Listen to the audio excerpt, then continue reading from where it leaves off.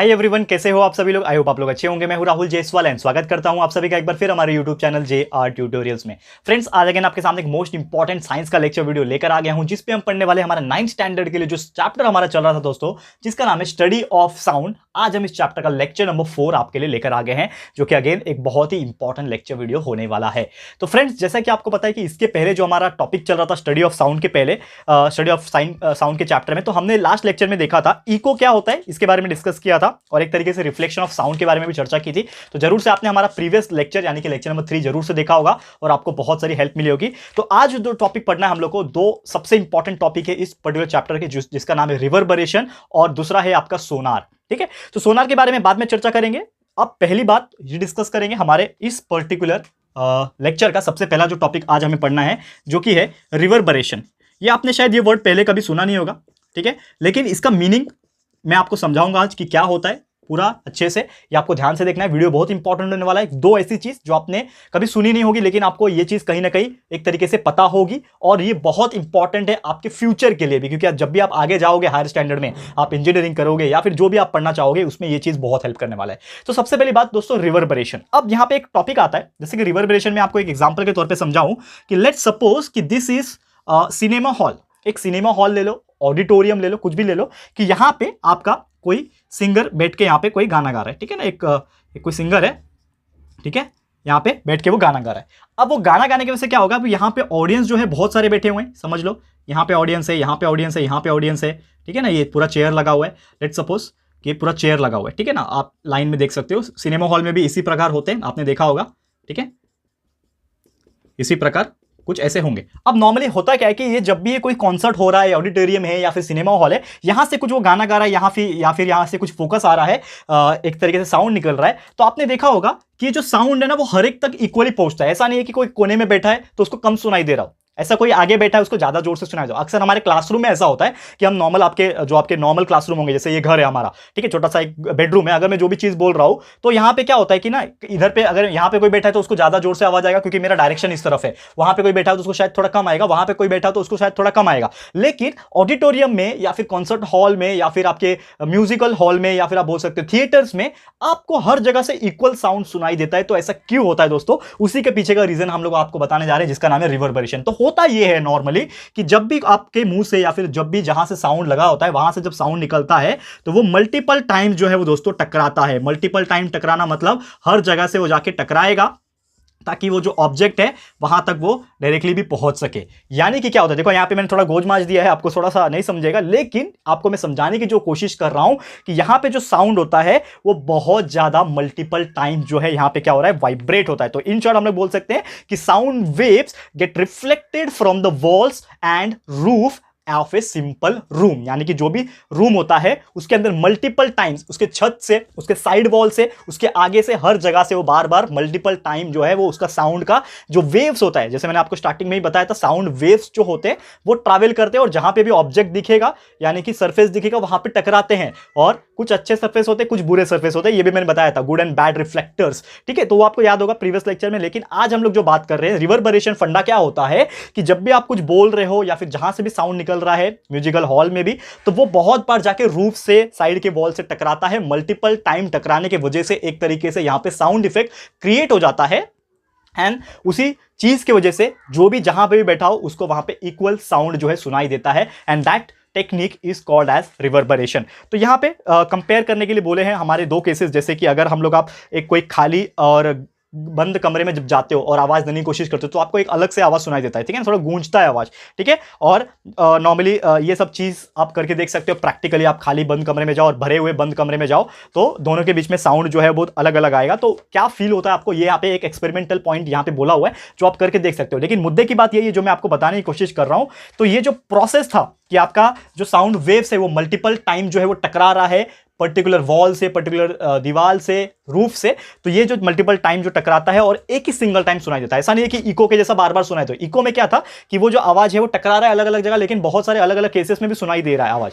लेकिन यहां पे क्या हो रहा है कि सिंपल केसेस में ही एक ही बार आपको सुनाई देगा और एट ए टाइम ही हर एक को सुनाई देगा। That is called as, this process is called as reverberation. Clear है दोस्तों? तो उम्मीद करता हूं कि रिवर्बरेशन आपको क्या होता है ये समझ में आ गया। और भी कुछ इंपॉर्टेंट फैक्ट्स दिए हुए हैं कि जो टाइम होता है ना, रिफ्लेक्शन का ये छोटा होते जाता है धीरे धीरे, मतलब जो साउंड है, यानी कि एक बार आवाज निकल गया तो ऐसा नहीं है कि वो इको के लिए बढ़ते जाता है। इको के केस में क्या था, जो आवाज है वो बढ़ते जा रहा था, फ्रीक्वेंसी जो है वो बढ़ते जा रही थी। लेकिन यहां पे क्या हो रहा है कि जब भी वो एक बार टकराया तो हर जगह टकराने के बाद वो एक ही जगह साउंड फोकस करेगा एंड वो वहां पे आपको सुनाई देगा, और उसके बाद वो जो साउंड है वो खत्म हो जाएगा। ठीक है, तो जैसे जैसे आप बोलोगे वैसे वैसे आपको साउंड सुनाई देगा एंड वैसे वैसे वो जो साउंड है वो खत्म भी हो जाएगा, गूंजेगा नहीं, इको प्रोड्यूस नहीं होगा। And that is the main reason of reverberation. और नॉर्मली क्या बोला है यहाँ पे कि बहुत सारे ऐसे केसेस में ये होता है कि जो साउंड होता है वो कंटिन्यूअस इंक्रीज भी होते हैं, जिसका लाउडनेस जो है आपको अच्छे से क्लियरली जो है वो सुनाई देता है। And that is the basic meaning of reverberation. और अक्सर कहां देखा गया, एग्जांपल्स भी बोला गया, जैसे कि ऑडिटोरियम होते हैं, इसमें इंफीरियर साउंड रिसेप्शन लगाते हैं। जैसे कि आपने देखा होगा कि जो आप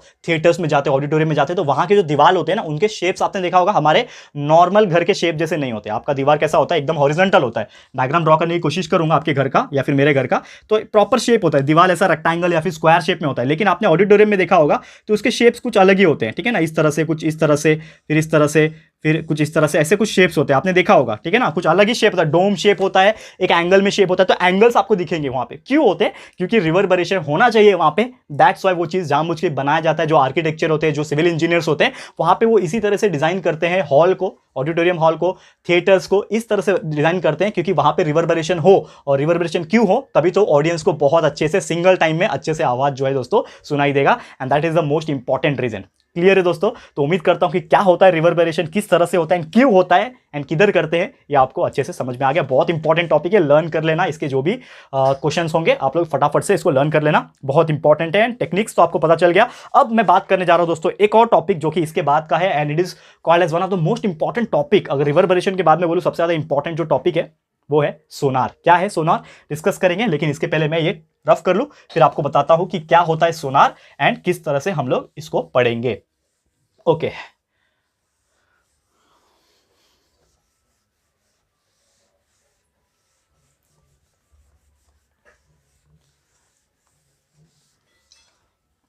ठीक है, चलो पढ़ते हैं इसको।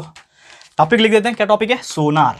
अब सोनार कैपिटल लेटर में लिखते हैं SONAR। वैसा वाला सोनार नहीं, आप वो सोने की दुकान में पहुंच जाओगे, वो सोनार नहीं होता है। ठीक है, sonar is a English term and इसका एक फुल फॉर्म होता है, that is short form of sound navigation and ragging.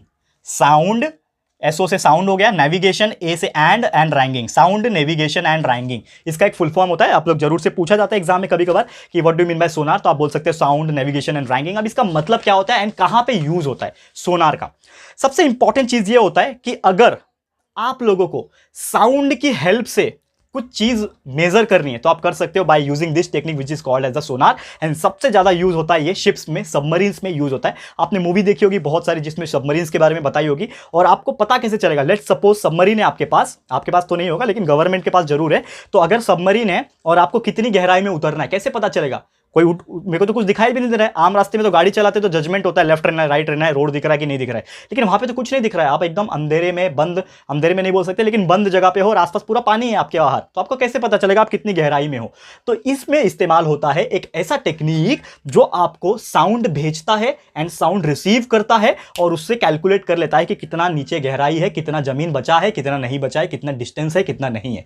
That is the meaning of sonar. कैसे होगा, this is mainly use in ships and submarine. तो ships का example देके समझाता हूं। लेट्स सपोज कि ये आपका समझ लो एक शिप है।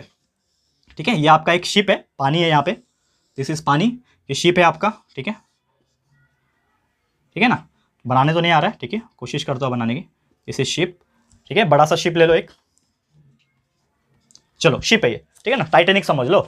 तो एक शिप है, ठीक है। अब कितने गहराई में है वो, या फिर कितने दूरी पे कोई और शिप है, या फिर अगर आप मैं यहां पे बताऊं कि यहां पे एक और शिप है, ठीक है ना, यहां पे एक और शिप है, मुझे पता नहीं है लेकिन कितने दूरी पे मुझे पता लगाना है, ठीक है ना, यहां पे एक और शिप है, ठीक है।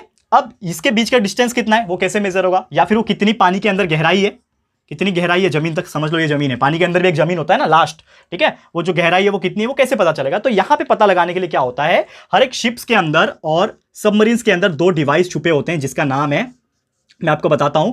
इस डिवाइस को मैं बोलता हूं, पहले वाले को मैं बोलता हूं दैट इज ट्रांसमीटर, ठीक है, इसको हम लोग बोलेंगे ट्रांसमीटर। ये इंपॉर्टेंट चीजें आप लोग को ध्यान में रखना है, क्या मैं बोल रहा हूं, दिस इज ट्रांसमीटर। एंड दूसरा वाला जो होता है वो होता है रिसीवर। हर एक के बेस के ऊपर, मतलब जहां पे बेस होता है, जो तल होता है कोई भी शिप का या फिर सबमरीन का, नीचे की तरफ से दो डिवाइस लगे होते हैं, एक का नाम है ट्रांसमीटर, दूसरा का नाम है रिसीवर। नाम से ही पता चल जाना चाहिए, ट्रांसमीटर का काम है कोई भी चीज को ट्रांसमिट करना, ठीक है ना, भेजना, और रिसीवर का काम है कोई भी चीज को रिसीव करना। तो होता क्या है इसमें, शिप के केस में या फिर सबमरीन के केस में, कि जो हमारे पायलट्स होते हैं या फिर जो चलाने वाले जो होते हैं वो क्या करते हैं, with the help of machines and artificial intelligence जिसको हम लोग बोलते हैं कंप्यूटर ऑपरेटेड, वो क्या करेंगे, साउंड को भेजेंगे। साउंड को भेजेंगे कहां पे भेजेंगे, जमीन के अंदर भेजेंगे। समझ लो ये साउंड वेव्स, मेरा ये शिप है, मैंने क्या कर दिया, साउंड को नीचे की तरफ भेज दिया, जमीन के अंदर भेज दिया, ठीक है ना, with the help of device. तो यहां पे मेरा साउंड वेव जो है इस तरह नीचे चला गया, एंड नीचे जाने के बाद आपको पता है कि जब भी कोई सरफेस उसको मिलता है, साउंड टकरा के रिटर्न आ जाता है वही एंगल पे। तो अगर ये यहां से टकराए तो वही एंगल पे रिटर्न आ जाएगा।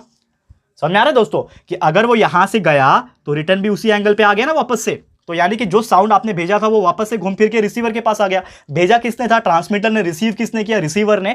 अब ये माजरा क्या है, ट्रांसमिट तो हो गया, रिसीव कर दिया, लेकिन क्या हुआ इससे, मतलब क्या हुआ, तो आपको मैं ये चीज समझाने की कोशिश कर रहा हूं कि यहां पे कैलकुलेट किया जाता है टाइम पीरियड। बिकॉज एक फॉर्मूला हमें पता है दोस्तों, speed is equal to distance upon time. ये आपको पता है फॉर्मूला। लेट्स सपोज मैंने अगर बोला कि ये जो साउंड है उसका एक स्पीड होगा, क्योंकि आपको पता है कि अगर आपको कोई चीज भेजना है तो आप कंट्रोल कर सकते हो। तो साउंड को समझ लो मैं कितने भी स्पीड में भेजाऊंगा। अगर मुझे डिस्टेंस फाइंड करना है कि ये मेरा जो गहराई है वो कितना है, मतलब मुझे डिस्टेंस निकालना है, तो distance is equal to speed multiply by time. तो मुझे स्पीड अगर पता है साउंड का, जो भी साउंड मैंने भेजा है नीचे की तरफ, उसका स्पीड अगर मुझे पता है और कितने समय में वो लौट के आ गया वापस से, साउंड भेजा और with in 2 second 4 second 10 second कितना भी टाइम लग रहा है, वो घूम के वापस से रिसीवर ने रिसीव कर लिया, तो रिसीव करने में उसको कितना टाइम लगा वो हो जाएगा हमारा टाइम। तो स्पीड को और टाइम को आपस में मल्टीप्लाई कर दूंगा तो मुझे क्या मिल जाएगा, डिस्टेंस का वैल्यू मिल जाएगा। और इसी प्रकार मैकेनिकल कैलकुलेशंस के थ्रू, फिजिकल कैलकुलेशंस के थ्रू कोई भी शिप, कोई भी सबमरीन जो है डिस्टेंस का पता लगा सकती है by just sending the sound and receiving it back. उससे हम लोग को पता चल जाएगा कि जो भी चीज है वो कितनी गहराई पे है या फिर कितनी दूरी पे है। क्लियर है दोस्तों, तो उम्मीद करता हूं कि ये पर्टिकुलर चीज भी आपको समझ में आ गया हो। And it is called as one of the most important topic in science of 9th standard, आपका जो अभी करंट सिलेबस चल रहा है। तो थोड़ा सा रीड कर लेते हैं आप लोग का जो भी दिया हुआ है। दिस इज सोनार जो होता है साउंड नेविगेशन एंड रैंकिंग होता है, और ये हम लोग डिटरमाइन करते हैं, डायरेक्शन बता सकते हैं। अब यहाँ पे 3 चीज हो गया ना, स्पीड भी है, डिस्टेंस भी है, टाइम भी है। तो हम तीनों चीज निकाल सकते हैं। किसी का स्पीड निकालना है, साउंड का निकाल सकते हैं, डिस्टेंस निकालना है, टाइम निकालना है। तीनों चीज में से किसी भी चीज का हम लोग वैल्यू जो है निकाल सकते हैं। और सोनार के पास जैसे मैंने बोला ट्रांसमीटर और रिसीवर्स होते हैं इसके अंदर, एंड इसमें यही होता है कि साउंड को भेजा जाता है ट्रांसमीटर के थ्रू नीचे की तरफ या फिर सामने की तरफ, एंड वापस से उसको रिसीव किया जाता है। जो भी टाइम लगता है एंड जो भी स्पीड भेजा जाता है वो दोनों को आपस में मल्टीप्लाई करके वैल्यू निकाला जाता है। एंड यही चीज हमें बताता है कि कितना उसका डिस्टेंस है आगे से या फिर नीचे से। क्लियर है दोस्तों, तो यही चीज था हमारा साउंड के बारे में। अब कहां यूज होता है, किस लिए यूज होता है, तो सोनार जो टेक्निक है वो ज्यादातर समंदर में इस्तेमाल होता है, क्योंकि समंदर में ऐसे कुछ मेजर तो आप कर नहीं सकते मेजरिंग टेप लेके, चलो कितना दूर है, इतना लंबा टेप कहां से लाओगे, तो वो चीज नहीं कर सकते। दैट्स वाई वहां पे साउंड का इस्तेमाल होता है सोनार का। एंड कहां इस्तेमाल होता है, क्यों इस्तेमाल होता है, कि अगर लेट सपोज मुझे गहराई नापनी है, कितनी गहराई में थी वो मैं माप सकता हूं। लेट सपोज कोई शिप से डूब गई है, ठीक है ना, कोई शिप है, कोई सामान है वो डूब गया, कोई बस है एक्सीडेंट हो गया वो डूब गया, अब उसको निकालना है या फिर किधर है, कैसे पता चलेगा, कितनी गहराई में कैसे पता चलेगा, तो साउंड भेजते हैं। अगर वो टकरा के रिटर्न आ गया इसका मतलब कुछ ना कुछ चीज है वहां पे, तभी तो वो टकरा के रिटर्न आया है। तो इससे हम लोग कोई भी संकन शिप यानी कि डूबा हुआ कोई भी जहाज वो पता लगा सकते हैं। जरूरी होता है पता लगाना, तो डूबा हुआ जहाज संकन शिप जिसको बोलते हैं।